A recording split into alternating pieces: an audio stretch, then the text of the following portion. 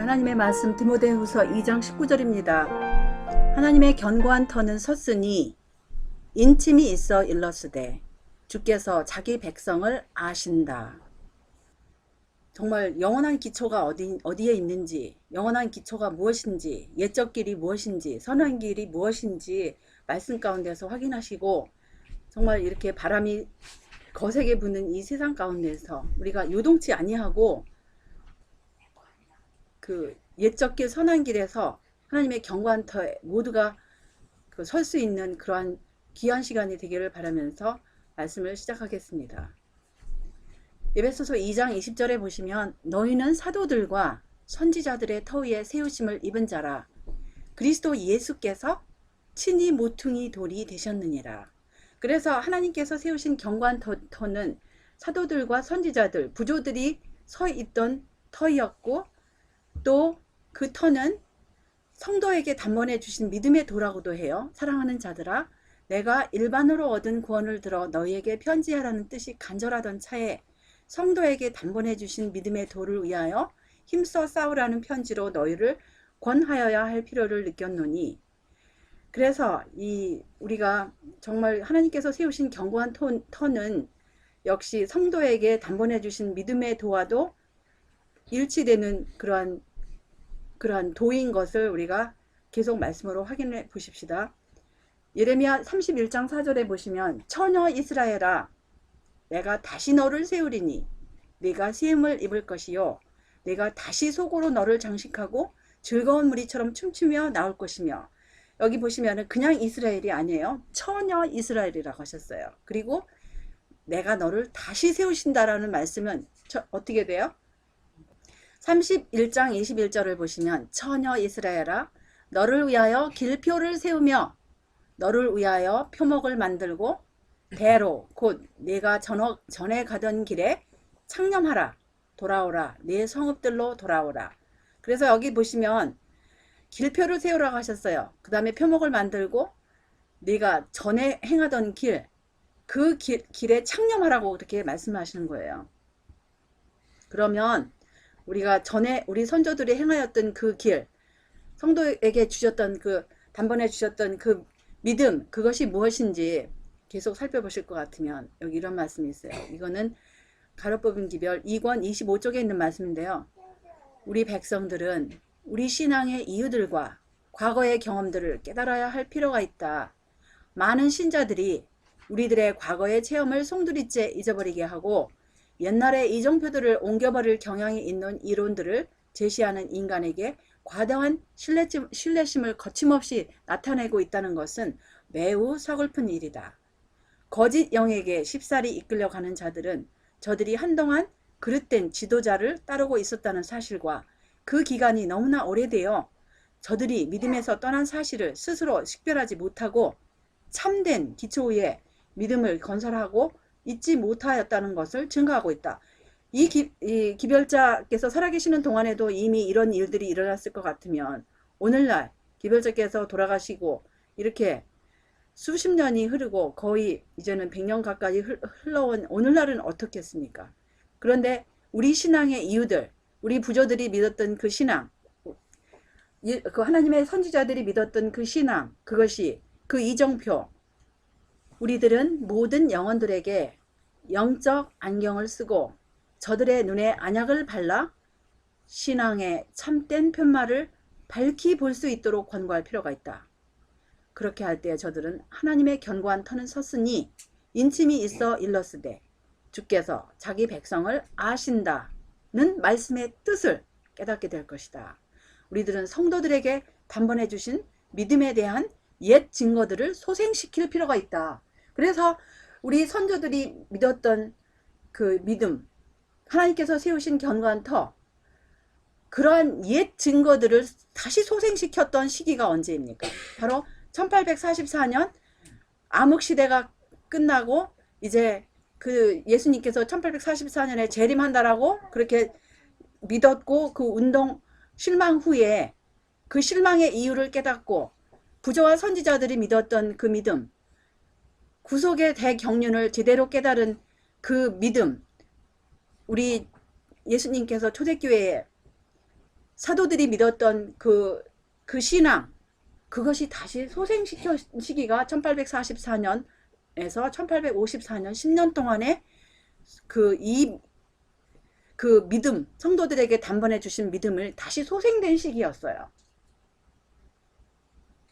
그래서 사실 그 참된 편말이 무엇인지를 아는 사람은 이 하나님의 견고한 터가 무엇인지, 성도들에게 단번에 주신 믿음이 무엇인지, 그것을 이제 깨닫게 될 것이고, 이것에 대한 옛 증거들이 이 당시에 소생시켜야 할 필요가 있다고 할 것 같으면 오늘날은 어떻겠습니까? 그때는 교회 전체가 그렇게 믿고 겨우 몇 사람만이 배도한 시기였는데 지금은 완전히 이게 거꾸로 됐어요. 그럴 것 같으면 지금 어떻게 되겠습니까? 예레미야 23장 3절에 보시면 약속이 있어요. 내가 내 양무리의 남은 자를 그 몰려갔던 모든 지방에서 모아내어 다시 그 우리로 돌아가게 하리니 그들의 생육이 번성할 것이며, 약속이 있어요. 예수님의 양무리의 남은 자를 모든 지방에서 모아서 다시 그 우리, 예수님께서 지정하신 그 길, 내가 곧 길이요 진리요 생명이라고 하신 예수님께서 친히 가르쳐 주신 그 우리 안으로 다시 돌아오게 하시겠다는 약속입니다. 그래서 그 약속을 다시 이렇게 신약에서도 이렇게 말씀하시는 거예요. 용이 여자에게 분노하여 돌아가서 그 여자의 남은 자손, 곧 하나님의 계명을 지키며 예수의 증거를 가진 자들로 더불어 싸우려고 바다 모래 위에 섰더라. 그래서 여기서 예레미야 23장 3절에서 말씀하시는 그 남은 자, 양무리의 남은 자가 바로 누구입니까? 그 여자의 남은 자손이에요. 근데 그 여자의 남은 자손의 정체가 무엇인고 하면은 하나님의 계명을 지키며 예수의 증거를 가진 자들이 여자의 남은 자손임을 알 수 있는 것입니다. 그래서 우리가 정말 그 여자의 남은 자손이 될 것 같으면 하나님의 계명이 무엇인지 조목조목 반드시 공부를 해야 되고, 그 말씀을 우리 예수님의 보혈의 피를 힘입어서 정말 우리가 모든 죄를 용서받고 그 피를, 보혈의 능력을 힘입어서 다시 순종해야 할 필요가 있는 것이에요. 말씀하시기를, 여기 자서전에 보면 이런 말씀이 있어요. 우리 집사님 한번 읽어보세요. 우리가 현 위치에 이르기까지 한 걸음 한 걸음씩 전진하며 여행할 우리의 과거 역사를 회고해 볼 때 나는 하나님을 찬양하고자 말할 수 있다. 주님께서 행하신 역사를 바라볼 때 나는 경탄과 우리의 인도자이신 그리스도께 대한 확신으로 충만해진다. 우리는 주님께서 우리를 인도해 오신 길과 우리의 과거 역사를 통하여 주신 그분의 가르침을 잊어버리는 것 외에는 미래를 위하여 두려워할 것이 전혀 없다. 사람들이 이 말씀을 자주 인용해요. 그런데 주로 이 말씀을 인용하시면서 주님께서 우리를 인도하여 오신 길을 해가지고 주로 개인적인 그런 경험들을 이야기하고, 통틀어서 이제 교회 하나님께서 교회를 부흥시키고 어쩌고저쩌고 이렇게 하지만, 이 바로 뒷부분, 과거 역사를 통하여 주신 그분의 가르침에 대해서는 언급을 자세히 한 걸 봤습니까?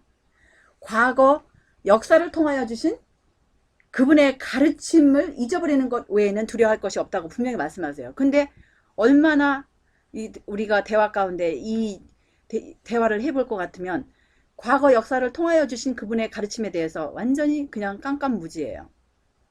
주님께서는 우리가 마지막 사업에 임하면서 과거의 역사를 상세히 설명해 주어야 한다고 말씀하셨다.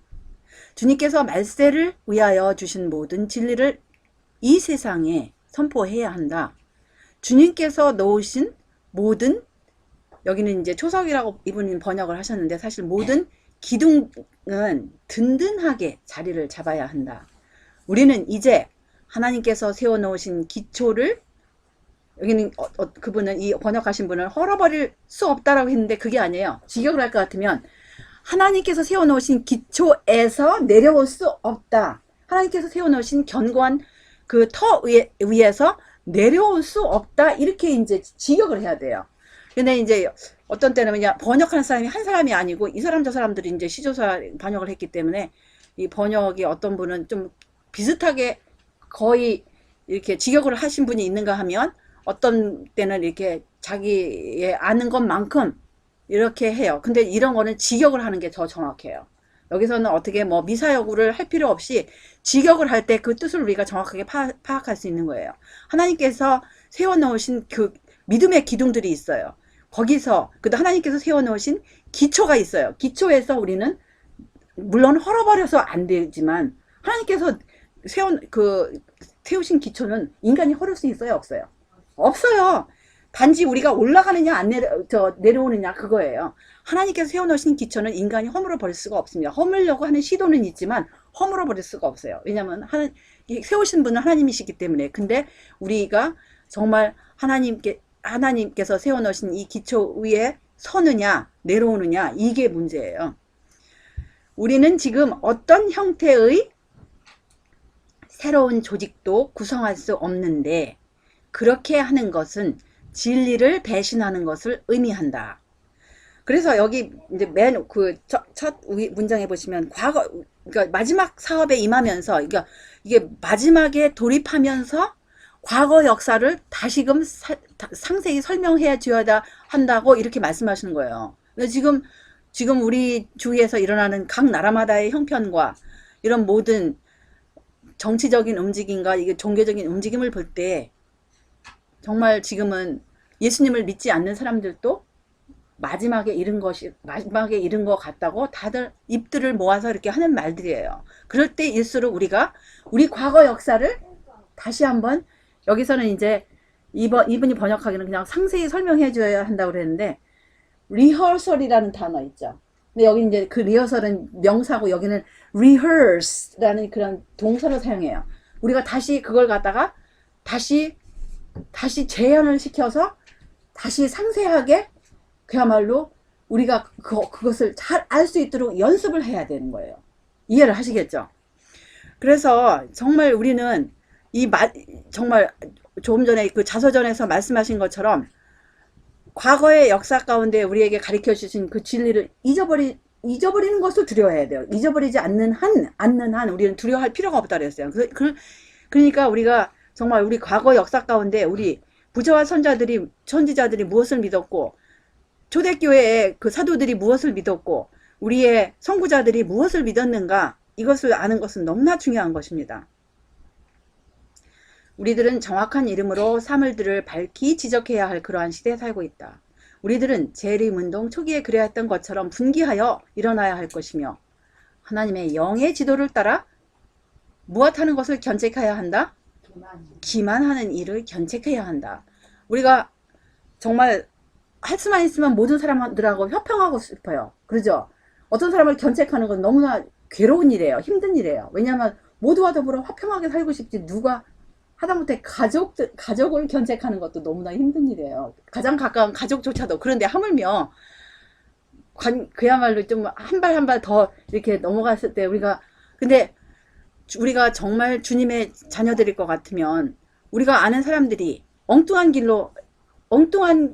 길로 하나님의 우리에게 가르쳐 주신 길에서 엉뚱한 길로 갔을 때 정말 그 영혼을 사랑할 것 같으면 그 영혼을 어떻게 해야 돼요? 차라리 예수님께서 뭐라고 하셨어요? 내가 사랑하는 자를 책망하여 징계한다고 그랬어요. 그래서 책망하는 것은 참으로 힘들고 괴로운 일이지만 책망해도 안 들으면 어쩔 수 없는 거예요. 예수님께서도 계속 책망해서 듣지 않는 사람은 나중에는 뭐라고 그러셨어요? 내버려 두라고 그런 말씀이 있어요. 그래서 우리들도 한두 번 정말 견책하고 사랑의 책망을 해서 들으면 다행이지만 안 들으면 어쩔 수 없는 거예요.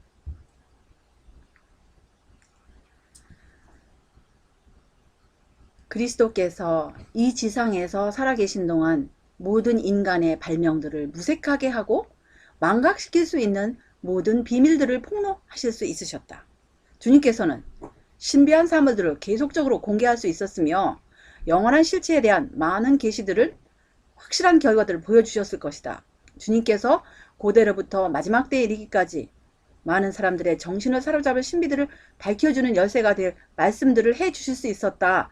그러나 거긴 그러나가 붙어요. 예수님께서는 모든 것을 인간들에게 공개하실 수 있었다고 그래요. 이 세상에 계시는 동안에 예수님이 모르는 게 뭐가 있을게요?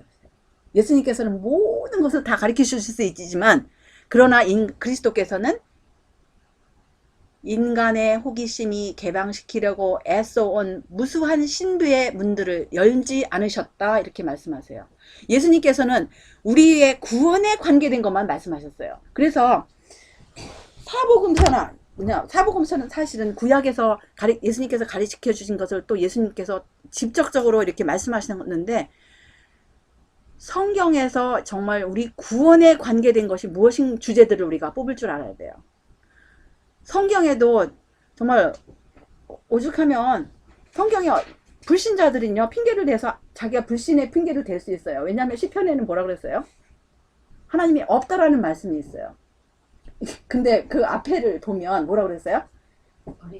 어리석은 자는 그 마음에 이르기를 하나님이 없다라는 거예요. 근데 그런 식으로 우리가 진짜 하다못해 뭐 동성애를 하는 사람들도 뭐라고 하냐면은 다윗과 요나단의 그런 관계를 놓고 여인의 사랑보다 승하였도다 이걸 놓고 그거를 핑계 삼아서 성경의 가르침이라고 이렇게 핑계를 대는 사람들도 간혹가다 있어요. 그래서 정말 우리가 성경을 펼 때나 아니면 예수의 증거를 펼 때 하나님의 영에 진리의 영에 굴복하고 정말 구원을 받고자 하는 그런 마음으로 간절한 마음으로 우리가 성경을 펼 때는 하나님께서 가르쳐 주시지만 아니면 다른 그야말로 그냥 호기심으로 아니면 가볍게 하나님의 말씀을 펼 때에는 그렇게 자기의 어떤 것을 합리화시키기 위해서 성경 말씀까지 인용할 수 있다는 거예요.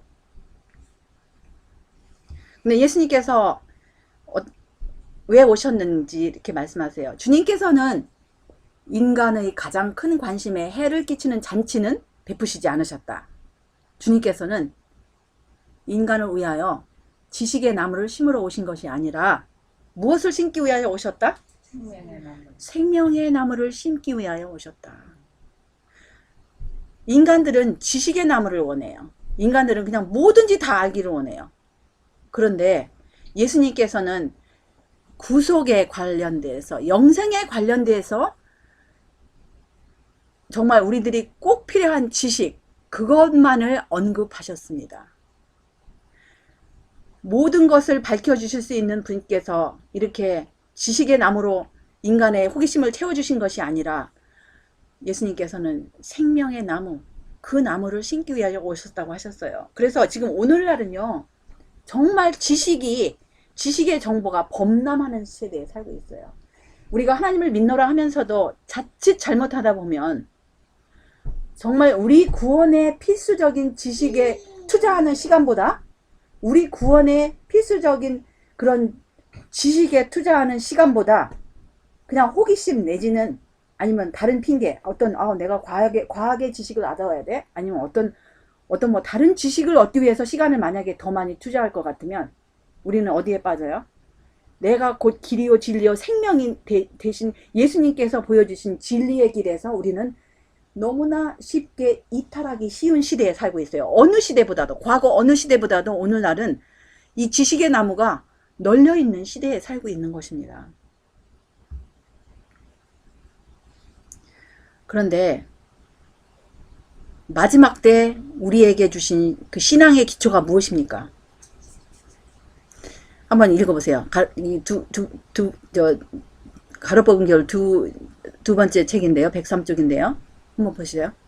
원근에 있는 하나님의 백성들에게 지금 주신 경고의 부담은 셋째 천사의 기별이다. 주님께서는 이 기별을 깨닫기 위하여 노력하는 사람들이 오늘날 제7일 안식일 예수 재림 교인들이 되게 한 신앙의 기초를 약화시키거나 믿음의 기둥들을 제거하기 위하여 하나님의 말씀을 적용을 하도록 인도하시지 않으실 것이다.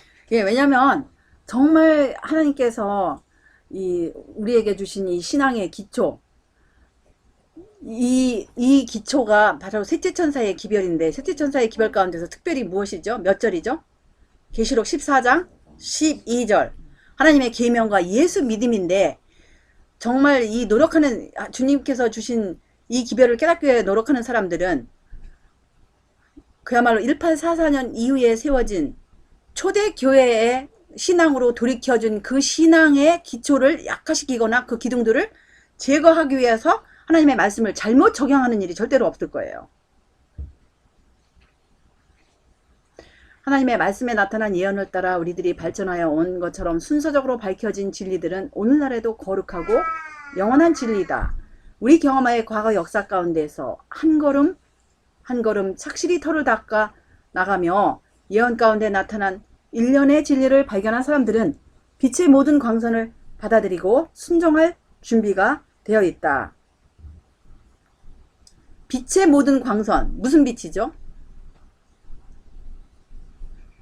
말씀도 빛이라고 그랬어요. 주님의 말씀은 내 발의 등이요 내 길의 빛. 특별히 말씀을 요약해서 잠언 6장 23절에 뭐라고 그랬죠? 계명의 빛이라고 그랬어요. 하나님의 계명의 빛. 그 빛의 모든 광선을 받아들이고 순종할 준비가 되어 있다. 이렇게 말씀하시는 거예요.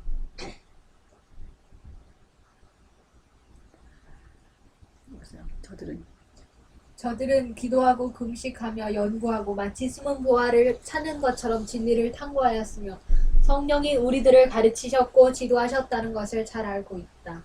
그리고 많은 이론들이 발전하였으나 진리와 유사한 모습을 지니고 있으며 그릇 해석되고 잘못 적용된 성경 말씀과 진리와 유사한 이론들이 혼합되어 위험한 오류로 인도하여 왔다. 우리들은 진리의 모든 요점들이 어떻게 확립되었다는 것과 하나님의 성령이 그 진리에 인치셨다는 사실을 너무나도 잘 알고 있다. 진리가 여기 있다. 내가 진리를 가졌으니 나를 따르라는 음성이 항상 들려왔다. 그러나 이 선지자들은 내가 보내지 아니하였어도 다름질하였다는 경고의 말씀을 주셨다.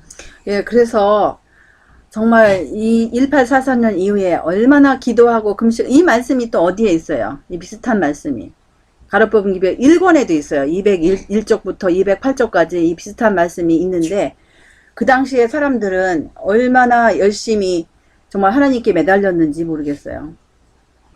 그래서 주님의 인도하심은 뚜렷하였으며 진리인 당신의 계시들은 가장 놀라운 것이었다.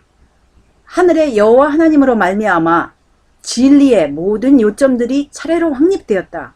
그때의 진리였던 것은 오늘날에도 진리이다. 진리는 변함이 없어요.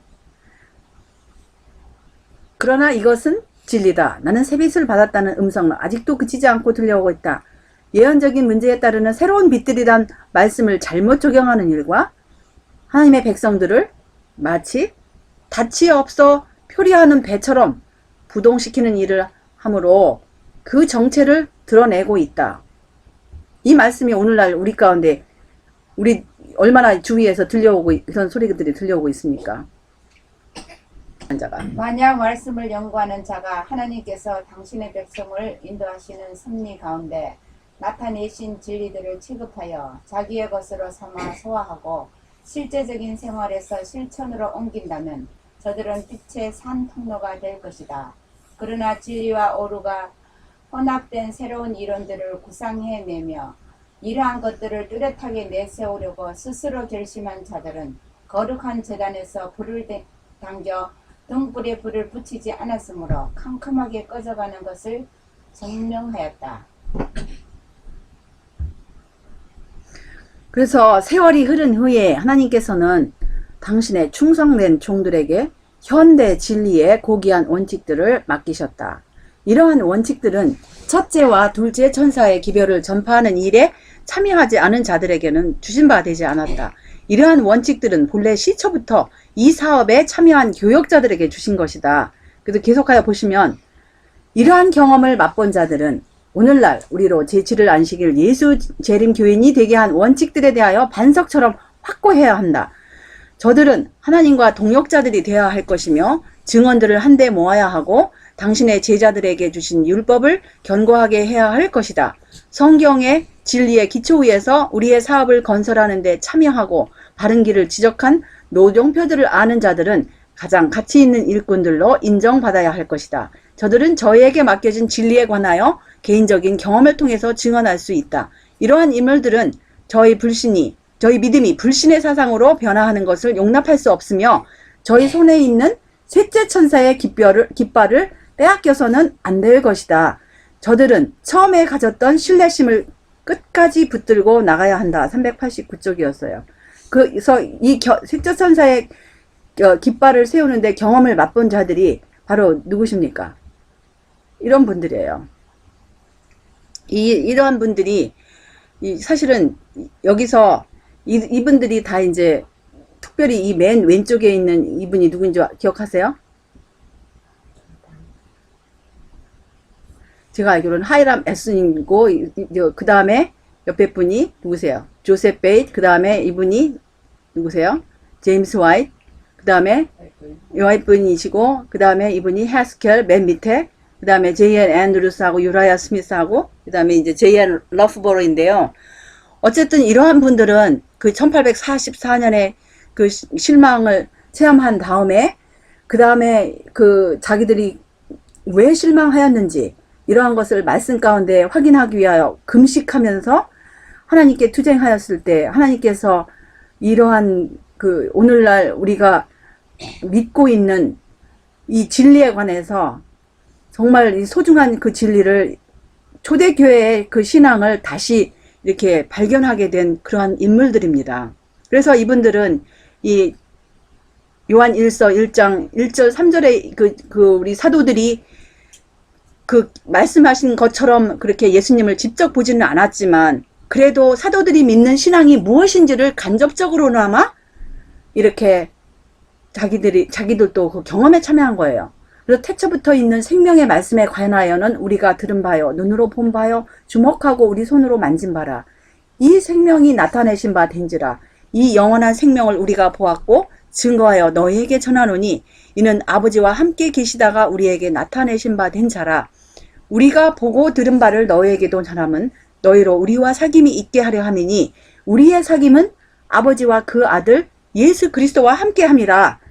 그래서 여기 보시면 사방에서 그리스도가 여기 있다, 진리가 여기 있다는 소리가 들리는 마지막 위기의 때에 세상의 특별한 백성으로 서도록 우리를 어디에서 이끌어내는 신앙의 기초라고 그랬어요?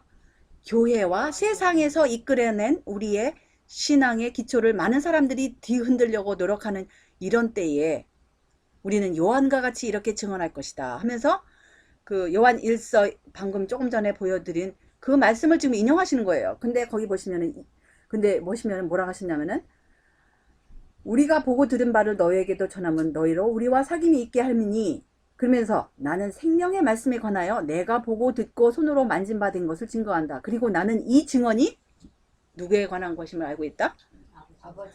아버지와 아들에 대한 것임을 알고 있다. 그래서 여기 이제 자서전에 회고하면서 되돌아보면서 이분들이 믿었던 것이 어떤 신앙이었냐면은 부조와 선지자들이 깨달았던 구속의 경륜이었고 사도들이 깨달았던 구속의 경륜이었고 바로 그것이 중세기에 가르쳐졌던 구속의 경륜을 다시금 찾은 신앙입니다. 그러니까 그 여자의 남은 자손이 깨달은 내용들인 것이에요. 그래서 이분들이 깨달은 내용이 바로 무엇입니까? 바로 아버지와 아들의 무한하신 희생, 죄 지은 인류를 위해서 희생하신 그 희생에 관한 그런 말씀이에요. 한번 읽어보십시다. 한번 읽어보세요. 만일 우리가 사람들의 증거를 받을진대 하나님의 증거는 더욱 크도다. 하나님의 증거는 이것이니 그 아들에 관하여 증거하신 것이니라. 하나님의 아들을 믿는 자는 자기 안에 증거가 있고 하나님을 믿지 아니하는 자는 하나님을 거짓말하는 자로 만드나니 이는 하나님께서 그 아들에 관하여 증거하신 증거를 믿지 아니하였습니다. 또 증거는 이것이니 하나님이 우리에게 영생을 주신 것과 이 생명이 그의 아들 안에 있는 그것이니라. 그래서 정말 우리가 이 세상에 지식의 나무들이 너무나 많고 정보가 범람하는 이 시대에 우리가 무엇을 알아야 되겠습니까? 무엇에 우리의 애정에 중심을 둬야 되겠어요? 우리 구원에 정말 예수님께서 갑자기 오늘날 오실 것 같으면 우리가 어떤 지식으로 우리 하늘나라 갈 수 있을까요? 우리가 진짜 우리가 뭐 과학에 대해서 능통한다고 하늘나라 갈까요? 우리가 무엇에 능통한다고 하늘나라 가겠습니까? 요한복음 3장 16절. 맞아요. 맞습니다. 요한복음 3장 16절을 제대로 알고 그 예수님의 무한하신 희생의 보혈을 힘입어서 용서함 받고 그 다음에 그 희생을 힘입어서 하나님의 계명과 예수 믿음을 지키는 자들이 하늘에 가는 거예요. 그래서 다른 모든 지식들은 부수적인 것이고 우리가 구원의 필수적인 지식은 바로 이러한 지식인 것입니다. 그래서 뭐라 그랬어요? 12절에 13절에 보시면 한번 읽어보세요. 아들이 있는 자에게는 생명이 있고 하나님의 아들이 없는 자에게는 생명이 없느니라. 내가 하나님의 아들의 이름을 믿는 너희에게 이것을 쓴 것은 너희로 하여금 너희에게 영생이 있음을 알게 하려 함이라. 그래서 우리 예수님을 마음에 모신 자는 생명이 있어요. 영생이 있어요. 그러니까 예수님께서 이 땅에 심어주신 나무는 생명나무라고 그랬어요. 예수님께서 정말 우리 안에 그 생명나무를 심어주실 것 같으면 우리는 두려워할 바가 없는 거예요. 그래서 그를 향하여 우리의 가진 바 담대한 것이 이것이니 그의 뜻대로 무엇을 구하면 들으심이라. 우리가 무엇이든지 구하는 바를 들으시는 줄을 안즉 우리가 그에게 구한 그것을 얻은 줄을 또한 아느니라. 그래서 예수님을 의지하여 우리가 담대히 용서도 구하고 또 그분의 능력을 구하여서 하나님의 말씀대로 살 수 있는 그러한 능력을 우리가 얻을 수 있는 거예요. 그래서 조금 전에 말씀하신 것처럼 우리가 구원 얻을 수 있는 지식은 바로 이 지식인 거예요. 요한복음 3장 16절 17절에 보시면 아버지 집사님, 하나님이 세상을 이처럼 사랑하사 독생자를 주셨으니 이는 저를 믿는 자마다 멸망치 않고 영생을 얻게 하려 하심이니라. 하나님이 그 아들을 세상에 보내신 것은 세상을 심판하려 하심이 아니요 저로 말미암아 세상이 구원을 받게 하려 하심이라. 아멘. 이 지구 역사 우리가 보통 한 6,000년 역사라고 해요. 6,000년 역사 가운데 오늘날처럼 마귀가 우리의 시선을 하나님의 말씀으로부터 돌이켜서 다른 지식의 나무로 이끌려고 한 시대는 아마 거의 없을 거예요. 그러니까 다른 영감의 말씀 가운데 뭐라 그랬어요? 예수님께서 오시기 직전의 시대는 가장 깜깜한 시대라고 했어요. 가장 암흑 시대예요. 우리가 중세기를 암흑 시대라고 하잖아요. 지금이 가장 암흑 시대입니다. 가장 깜깜한 시대라고 그랬어요. 이건 제 인간의 말이 아니라 영감의 글 가운데서 그렇게 말씀하시는 거예요. 그런데 제가 왜 이 말씀을 드리는 거 하면 이렇게 깜깜한 세대 가운데서 지식의 나무는 널려 있는데 이렇게 깜깜하다는 이유는 구원의 지식이 가려졌어요. 다른 인간의 지식으로 완전히 범람하였기 때문에 사람들이 호기심만 자극해요. 사람들의 눈만 자극하고 사람들의 슬쩍슬쩍 지나가는 그런 그런 것만 자극하지 정말 우리 마음 가운데 예수님께서 우리에게 주시고자 하는 그 지식은 정말 몇 사람이 붙들겠습니까? 지금 이 시대에 이렇게 깜깜한 시대에 몇 사람이 붙들겠습니까? 숫자에 있지 않죠. 숫자에 있지 않지만 너무나 그럴 정도로 마귀는 소위 하나님을 믿노라고 하는 사람들의 마음 가운데도 이렇게 어두움으로 완전히 어둠의 세력으로 그들을 덮친 것 뿐입니다. 그래서 여기 보시면 우리는 성령의 능력이 진리를 제시할 때 함께하여 붓과 음성으로 경고하며 정하신 순서대로 그 기별들을 주시는 것을 보았고 또한 증거하는 바이다. 이 사업을 거절하는 것은 성령을 거절하는 것이며 믿음에서 떠나 미혹해하는 영의 가르침을 좇는 사람들 가운데 있게 할 것이다. 이렇게 말씀하셨어요. 그래서 초창기에 주어진 그 사업을 거절하는 것은 성령을 거절하는 거라고 그랬어요. 근데 오히려 누구 보고 성령을 거절한다고 그랬죠? 우리들 보고 성령을 거절한다고 그래요. 성령을 거절한다고 그래요. 성령 거절해서 어쩌려고 그러냐. 근데 여기 보시면은 그 초창기에 주신 그 사업을 거절하는 것은 성령을 거절하는 것이며 믿음에서 떠나서 미혹해하는 영의 가르침을 좇는 사람들 가운데 있게 할 것이라고 이렇게 분명히 못을 박으신 것입니다. 그래서 초창기에 주신 그 모든 믿음은 아까도 그 영감에 그래서 뭐라 했어요? 요한 1서 1장 3절을 분명히 거기서 인용을 하세요. 아버지와 아들에 관한 것이라고 아주 못을 박으세요. 아버지와 아들에 관한 것이고 구속의 경륜에 관한 것이고 정말 우리들이 아버지와 아들 그 두 분의 희생을 깨달았을 때 우리 마음이 어디로 향하겠어요? 하늘로 향하는 거예요. 근데 원수의 일은 무엇입니까? 원수는 우리를 영원한 진리의 높은 단 위에 올려놓고 사업을 확립시키고 그 사업을 독특하게 만든 과거의 기별들 가운데 있는 믿음의 기둥들에 대한 신자들의 확신을 근절시키기 위하여 온갖 노력을 다할 것이다. 이스라엘의 주 하나님께서는 그분의 백성들을 이끌어내어 하늘에 그 근원을 두고 있는 진리를 펼쳐 보이셨다. 능력에서 능력으로, 은혜에서 은혜로, 영광에서 영광으로 힘차게 전진하라는 하나님의 음성이 들렸고 지금도 여전히 들리고 있다. 그렇게 말씀하셨는데 원수가 가장 미워하는 그 그룹이 누구냐? 여자의 남은 자손이에요. 여자의 남은 자손만 근절시킬 것 같으면 자기는 이 땅에서 오랫동안 살 수 있어요. 근데 하나님께서 1844년 후에 여자의 남은 자손을 세우셨는데 바로 거기를 침투한 거예요. 사실 여자의 남은 자손 때문에 이 지구가 유지되잖아요. 그러죠. 근데 그 여자의 남은 자손이 이제는 그야말로 이제는 더 이상 조직이 아닌 것입니다. 조직이 아니고 뭐예요? 하나님의 계명과 예수의 증거를 가진 자들은 분명히 못을 박아요.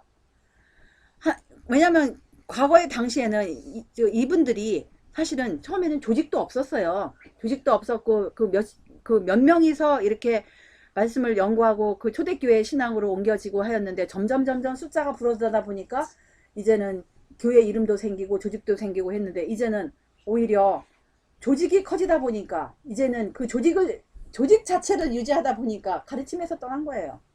조직 자체를 유지하다 보니까 참 슬픈 일이죠.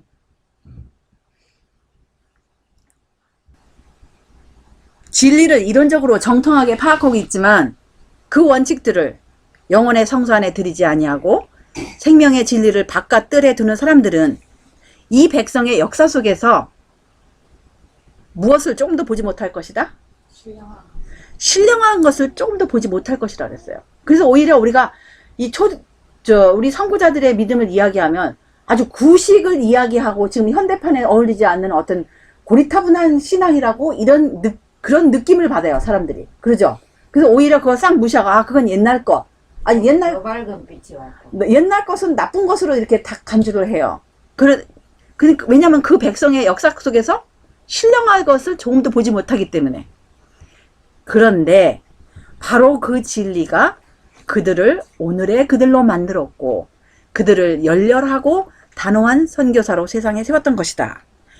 이 시대를 위한 진리는 귀중한 것이다. 그러나 그들의 마음이 반석 대신 그리스도 예수 위에 떨어져 깨어지지 않은 사람은 진리가 무엇인지 보지도 이해하지도 못할 것이다. 그들은 자신의 견해와 일치하는 것만을 받아들이고 이 닦아둔 것 외에 무슨 털을 닦기 시작할 것이다? 다른 털을 닦기 시작할 것이다. 그런 일이 이미 진행이 되었어요. 이것은 예언한 말씀인데 이 예언한 말씀이 그대로 이루어졌습니다. 그들은 무엇을 없애고? 믿음의 기둥을 없애고 대신 자신이 고안한 기둥으로 대치시킬 수 있다고 생각하면서 자신의 허영과 존경으로 우쭐해 할 것이다. 지금 현재 진행형이지 않습니까? 이 말씀 그대로 이루어졌지 않습니까? 그런데 뭐라고 하셨어요? 이러한 일은 시간이 지속되는 한 계속될 것이다. 성경을 면밀히 연구해온 사람들은 누구나 이 세상 역사의 마지막 장면 가운데 사는 사람들의 엄숙한 입장을 보고 이해할 것이다.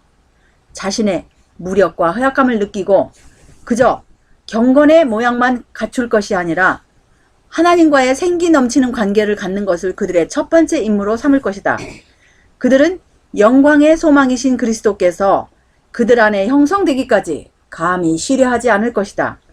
자아는 죽고 자만심이 그들의 영혼에서 쫓겨나고 그리스도의 온유와 온순함이 자리를 잡게 될 것이다. 그래서 정말 성경을 면밀하게 연구하는 사람들은 이런 모든 입장들을 이해하고 무엇을 느껴요? 자기의 무력함을 느끼고 연약함을 느끼고 정말 하나님과의 그 생기 넘치는 관계를 갖고 우리 예수님께서 그 안에 형성되기까지 쉬지 않고 자아는 죽고 자만과 교만심이 영혼에서 쫓겨나고 그리스도의 온유함이 자리를 잡는다고 이렇게 말씀하시는 거예요. 그래서 사대교회에게 어떤 권면의 말씀을 주시죠? 읽어보세요. 사대교회의 사자에게 편지하기를 하나님의 7영과 7별을 가진 이가 가라사대 내가 내 행위를 아노니 내가 살았다 하는 이름을 가졌으나 죽은 자로다. 너는 일깨워 그 남은 바 죽게 된 것을 굳게 하라. 내 하나님 앞에 내 행위에 온전한 것을 찾지 못하였노니 그러므로 내가 어떻게 받았으며 어떻게 들었는지 생각하고 지켜 회개하라. 만일 일깨지 아니하면 내가 도적같이 이르리니 어느 시에 내게 임할는지 내가 알지 못하리라. 그래서 여기 그 종교계로부터 매우 심한 반대를 받아온 진리가 무엇인지 한번 보십시다. 요한계시록 14장의 세 천사는 공중에 날아가는 것으로 나타나 있으며 그것은 첫째와 둘째와 셋째 천사의 기별을 전하는 자들의 사업을 표상한다. 이것들은 모두 함께 연결되어 있다. 영속적이고 언제나 살아있는 이 위대한 기별의 진리, 곧 교회에 대한 너무도 중요한 기별이므로 종교계로부터 매우 심한 반대를 받아온 진리의 증거들은 소멸되지 않는다. 그래서 정말 이 마지막 때에 하나님께서 주신 이 마지막 때의 기별 이렇게 분명하게 말씀하시는 거예요. 교회증언 6권 17쪽이었어요. 그 다음에 초기문지 258쪽에 보시면 나는 교회의 견고한 믿음을 흔들려고 하는 자들을 거들떠보지도 않고 매우 신중하게 확고하게 서 있는 한 무리를 보았다. 하나님께서는 저들을 기쁨으로 바라보고 계셨다. 나는 세 단계로 되어 있는 첫째, 둘째, 셋째 천사의 기별을 보았다. 나와 함께한 천사가 말했다. 이 기별들의 1.1학이라도 더하거나 빼는 자에게는 화가 있을 것이다. 이 기별들을 바르게 이해하는 것은 매우 중요한 일이다. 영혼들의 운명은 이 기별을 받아들이는 태도에 달려있다고 그랬어요. 그래서 영혼들의 운명이 달린 기별, 첫째, 둘째, 셋째 천사의 기별이 무엇인지를 우리는 정말 우리가 날마다 육신의 밥을 먹을 것 같으면 첫째, 둘째, 셋째 천사의 기별이 무엇을 의미하고 나와는 무슨 이 마지막 때에 나와는 무슨 관계가 있는지를 우리 운명이 달려있는 기별이에요. 우리 각 개인의 운명이 달려있는 이 기별이 무엇인지를 우리가 시간을 거기에 투자를 해야 되지. 다른 지식의 나무에 하다가 우리가 어떤 목적지가 있으면 그 목적지를 향해서 가지 않으면 길 가다가 보면은 호기심 많은 것들이 길에 있어요. 가다가 보면은 제가 어젯밤에도 잠시 언급했지만 가다가 보면은 여기 가다 보니까 행사장이 있네. 이 행사장 재밌겠다. 한번 들러볼까? 거기 가다 시간 보내고 그래서 또 하다 보니까 여기는 뭐 과수원이 있네. 한번 들러볼까? 그러다 보면 정작 우리가 도착해야 할 목적지에 못 도착하는 거예요. 어떤 때는 잘못 빠져가지고 그 행사장이 엉뚱한 곳에 있어 찾아가 목적지 찾는 길을 잊어버리고 한참 헤매다가 우리가 도착해야 할 시간에 도착도 못하고 아니면 그 어딘지도 몰라가지고 엉뚱한 길에 삼천포로 빠지는 수가 있다라는 거예요. 그래서 우리 신앙 가운데 우리 영혼이 달려있는 이 기별이 무엇인지 정말 노아는 자기가 전하는 기별의 내용을 알았어요. 우리가 진짜 하나님의 마지막 여자의 남은 자손일 것 같으면 첫째, 둘째, 셋째 천사의 기별이 무엇인지 날마다 우리 양식처럼 우리가 이걸 연구를 해야 되는 거예요.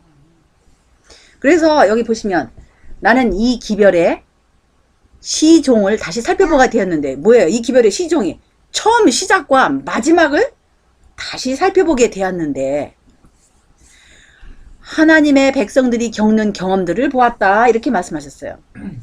그런데 하나님의 백성들이 지금 쉬운 길을 가고 있습니까? 어떤 길을 가고 있어요? 하나님의 백성들이 심한 투쟁과 고난을 치루었다 이렇게 했어요. 그들이 견고하여 흔들리지 않는 토대 위에 세워지기까지 하나님께서는 그들의 모든 발걸음을 끊임없이 인도하셨다. 나는 그들이 하나하나 토대에 접근하여 그 터를 시험해 보는 것을 보았다. 그래서 정말 하나님의 견고한 터가 섰다고 그랬어요. 근데 이 터는 견고하여서 흔들리지 않는 토대라고 그랬어요. 근데 하나님의 진실한 백성들이 그 겪는 경험 가운데 이 견고하여 흔들리지 않는 토대 위에 서기 위해서 심한 투쟁과 고난을 치렀다 그랬어요. 정말 여러분과 제가 우리들은 그야말로 각 개인의 경험들은 틀리겠지만 나름대로 우리들도 영적인 그런 투쟁들이 있지 않았습니까? 영적인 고민들이 있지 않았습니까? 여기에 이르기까지 개개인마다 다 영적인 투쟁들이 있었어요. 또 영적인 고난들이 마음의 고민들이 있었습니다. 그런데 그리고 우리가 이 견고한 토대가 이 흔들리지 않는 토대가 이것이 정말 토대인지 아닌지 말씀으로 우리가 확인을 하지 않고는 이게 토대인지 아닌지 모르는 거예요. 여호와께서 이같이 말씀하시되 너희는 길에 서서 보며 옛적 길 곧 선한 길이 어디인지 알아보고 그리로 행하라. 너희 심령이 평강을 얻으리라. 저는 여기서 마치고 싶어요. 그런데 어떤 사람들은 대답이 뭐라 그랬어요? 우리는 그리로 행치 않겠노라 이렇게 대답했다 그랬어요. 그래서 정말 저와 여러분 모두는 주님께서 원하시는 옛적 길, 선한 길, 거기가 어딘지 알아보고 하나님께서 세우신 그 견고한 토대, 그 흔들리지 않는 토대가 어디인지 알아보고 정말 거기로 행하면서 우리 심령에 이 세상에 평안이 없는 이 세상에서 평강을 얻으시기를 바랍니다. 여기 다시 또 말씀하시기를 나는 한 가지 귀중한 경험을 하게 되었다. 나는 첫째, 둘째, 셋째 천사의 기별을 경험하였다.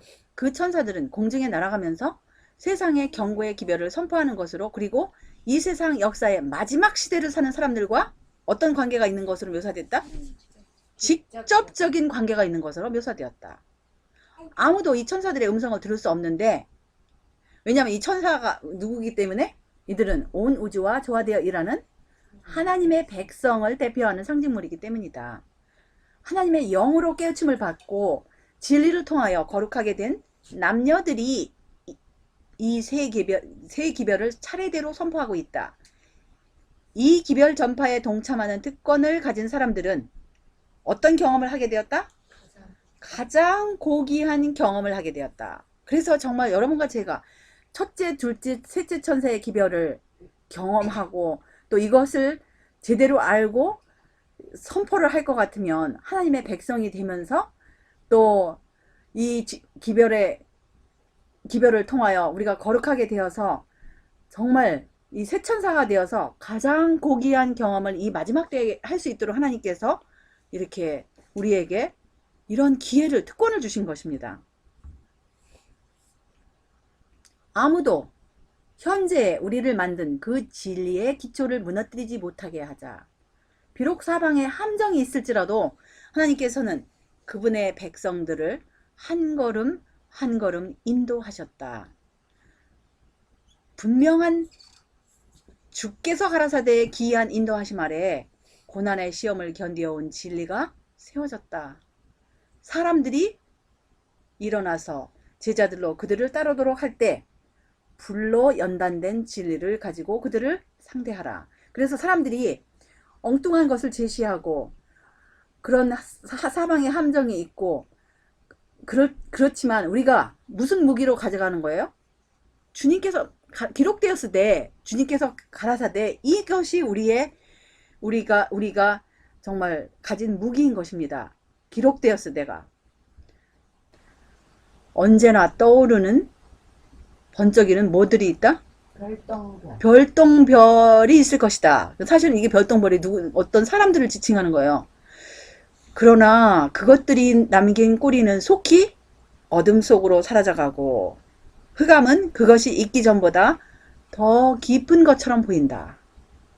일화를 말하고 기발하고 괴사한 것을 보여줌으로써 야기된 이러한 선동적인 종교적 흥분은 모두 피상적인 일로서 이 섬광에 매혹된 믿음의 소유자들은 어떻게 한다고요? 하나님의 사업에 세운다고요? 아니면 어떻게 한다고요? 결코 하나님의 사업을 세우지 못할 거라고 그랬어요.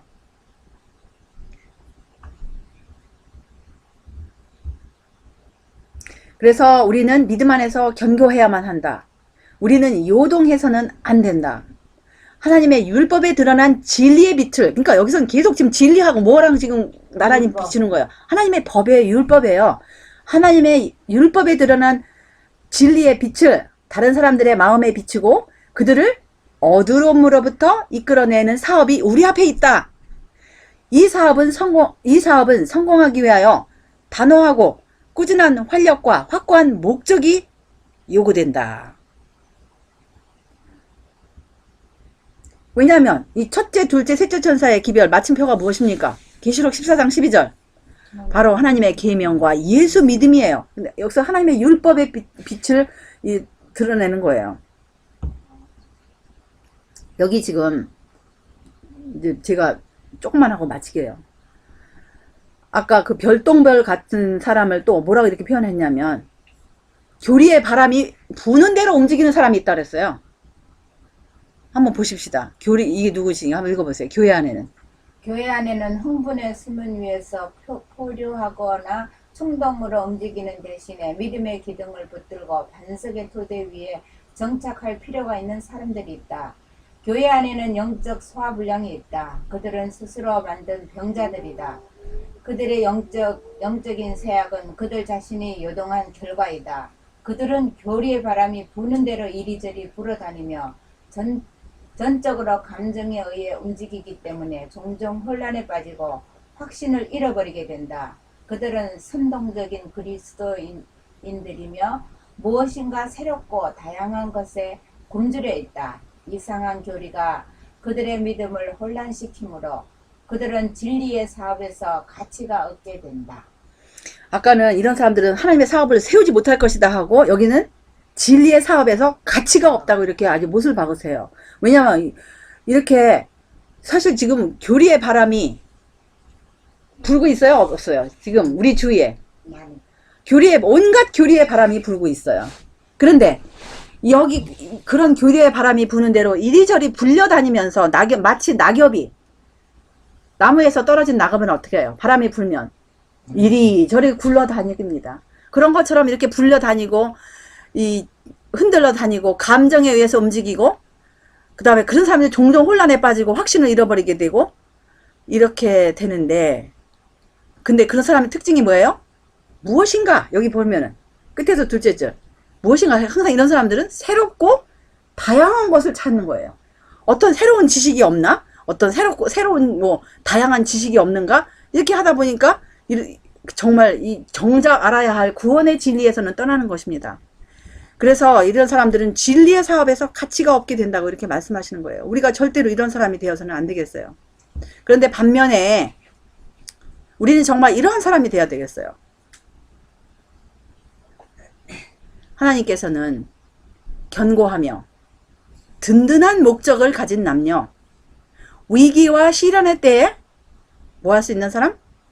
믿을 수 있는 사람, 영원한 산처럼 견고하게 뿌리를 내리고 진리 안에서 터를 잡은 사람, 좌로나 우로나 흔들리지 않는 사람, 똑바로 나아가며 언제나 오른편에 서는 사람을 부르신다고 이렇게 말씀하셨어요.